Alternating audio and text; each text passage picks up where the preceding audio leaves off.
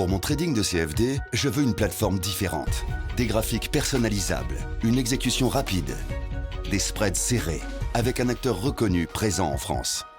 Trader différemment avec CMC Markets.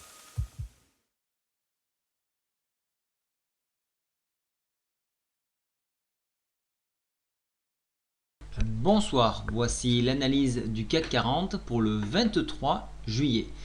Alors comme je vous l'avais dit hier, en dépassement de la MM10, on irait probablement chercher donc ce point PTI qui est un énorme barrage et si on le franchit, on a tendance à vouloir repartir à la hausse jusque déjà en direction donc de ce retracement Fibo ici à 4388 pardon, pour la MM20 et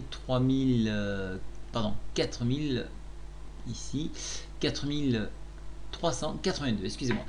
Alors, au niveau des indicateurs, la MACD est bien qu'en zone négative, devrait théoriquement repasser en zone positive demain, donc donner un premier élan à la hausse. Le stochastique, lui, sort de sa zone de survente et repart à la hausse. Voici pas mal de signaux positifs.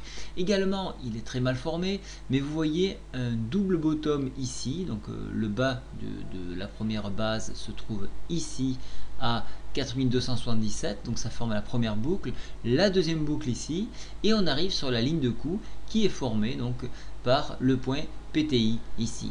Donc ce qui implique un retour donc à la hausse en franchissement, ce qui est le cas. Bon, on attendra 22 heures pour confirmer, mais si toutefois c'était confirmé, on peut se fixer un objectif à 4330 qui est également le creux en pince de ce niveau là. Voilà, j'avais repéré un point important à ce niveau là, donc ça peut être un objectif tout à fait atteignable pour ceux qui souhaitent jouer la hausse. Alors faites attention toutefois au barrage ici comme je vous le disais et la MM20 à ce niveau là. Pour les baissiers, donc le fait de clôturer dessous, donc on serait sur la ligne d'eau, ici la ligne de coup qu'on appelle, là ça nous ramènerait justement dans un premier temps à tester la MM10 ici à 4334, la flèche ici 4324 et un enfoncement bien plus bas 4302, mais je doute de scénario au vu de la tournure que prend les événements. Donc pour moi ça restera haussier, ça repart à la hausse, c'est un début de hausse suite à cette baisse que nous avons eue depuis plusieurs jours. D'un point de vue économique, il n'y a pas vraiment de statistiques importantes à attendre demain, donc on va laisser le cours aller et donc l'analyse va reprendre le dessus. Voilà pourquoi je pense plus pour un scénario haussier que baissier. Je vous souhaite à tous une très bonne soirée.